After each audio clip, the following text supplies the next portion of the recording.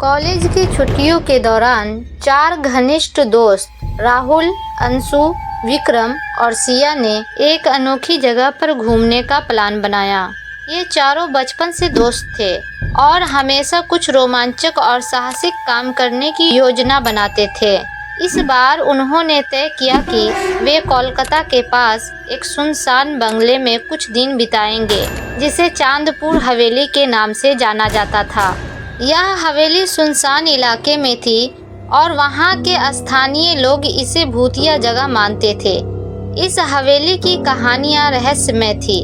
कहते हैं 50 साल पहले वहाँ रहने वाला मुखर्जी परिवार एक रात अचानक गायब हो गया। लोग मानते थे कि उनका कत्ल हुआ, लेकिन उनकी लाशें कभी नहीं मिली। तब से हवेली में अजीब घटनाएं होती थी। रात में चीखे, दरवाजों का अपने आप खुलना बंद होना और दीवारों पर खून के निशान। हालांकि इन चारों दोस्तों को इन बातों पर यकीन नहीं था। उन्हें लगा कि यह सब सिर्फ अफवाहें थी और उन्होंने तय किया कि वे इस हवेली में 2 रातें बिताकर सच्चाई का पता लगाएंगे। जब चारों दोस्त हवेली पहुँचे तो उन्हें लगा कि जगह बेहद डरावनी और सन्नाटे से भरी हुई थी। बड़े बड़े खंडहर जैसे कमरे, जाले से ढकी दीवारें और टूटे हुए फर्नीचर जगह की डरावनी छवि को और बढ़ा रहे थे।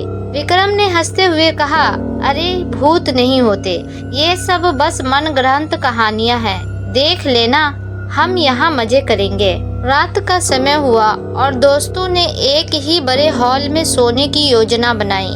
सिया ने मस्ती करते हुए कहा, अगर कोई भूत आया तो विक्रम तुम पहले उसे मिल लेना। वैसे भी तुम सबसे बहादुर हो। रात के करीब 12 बजे हवेली में अचानक अजीब अजीब आवाजें आने लगी। कोई रोने की आवाज, कोई कदमों की धीमी आहट। राहुल ने सोचा कि यह उनका वहम होगा, लेकिन अचानक एक खिड़की अपने आप खुल गई और जोर से धमाके की आवाज आई। चारों दोस्त डर के मारे उठ गए। अंशु ने टॉर्च जलाकर देखा, लेकिन वहाँ कोई नहीं था। तभी उन्हें दीवार पर एक परछाई दिखी। परछाई धीरे धीरे एक आकृति में बदलने लगी, एक औरत की आकृति। उसके सफेद कपड़े खून से सने हुए थे और उसकी आंखें सुर्ख लाल थी। सुबह होते ही चारों दोस्त समझ नहीं पा रहे थे कि रात में जो हुआ वो सच था या सपना। सिया ने कहा, यहाँ कुछ न कुछ गड़बड़ जरूर है, हमें यहाँ से तुरंत चले जाना चाहिए। लेकिन विक्रम ने मना कर दिया। उसने कहा, हम इतनी जल्दी नहीं भाग सकते। हमें यह पता लगाना होगा कि असल में यहाँ क्या हो रहा है। विक्रम ने सुझाव दिया कि वे हवेली की बाकी जगहों को भी देखेंगे।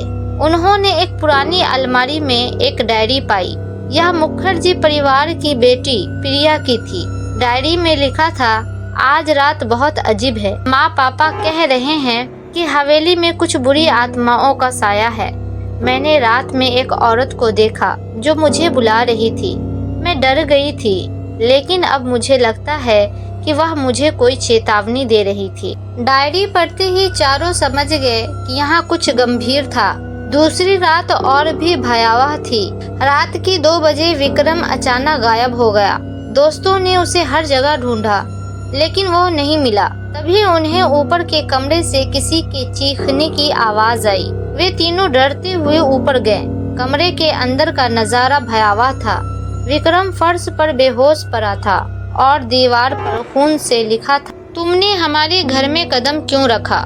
चले जाओ, वरना तुम भी मारे जाओगे। राहुल और अंशु ने मिलकर विक्रम को उठाया, लेकिन तभी कमरे का दरवाजा अपने आप बंद हो गया। खिड़कियों से तेज हवा चलने लगी और अचानक उनके सामने एक औरत प्रकट हुई। उसने कहा, तुम लोगों ने मेरी शांति भंग की है।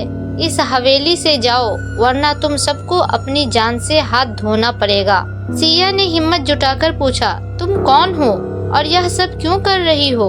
औरत ने जवाब दिया, मैं प्रिया हूँ। मेरी और मेरे परिवार की हत्या इसी हवेली में हुई थी। उन हथियारों की आत्माएं अब भी यहाँ भटक रही है और मुझे चैन से सोने नहीं देती। अगर तुमने उन्हें रोकने की कोशिश की तो तुम्हें भी मरना पड़ेगा। तीनों दोस्तों ने तय किया कि वे इस हवेली को छोड़ने से पहले इस रहस्य को सुलझाएंगे। उन्होंने प्रिया की डायरी के आधार पर तहखाने की खोज शुरू की।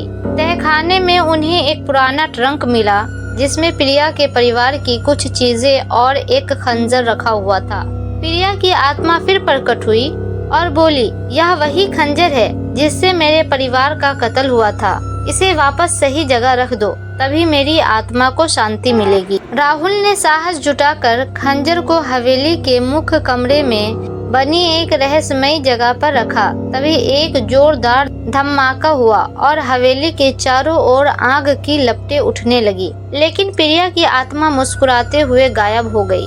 चारों दोस्त किसी तरह वहां से भागकर अपनी जान बचा पाए। उस घटना के बाद वे चारों कभी उस हवेली की तरफ नहीं गए। विक्रम ने कहा, अब समझ आया कि कुछ कहानियां सच होती है।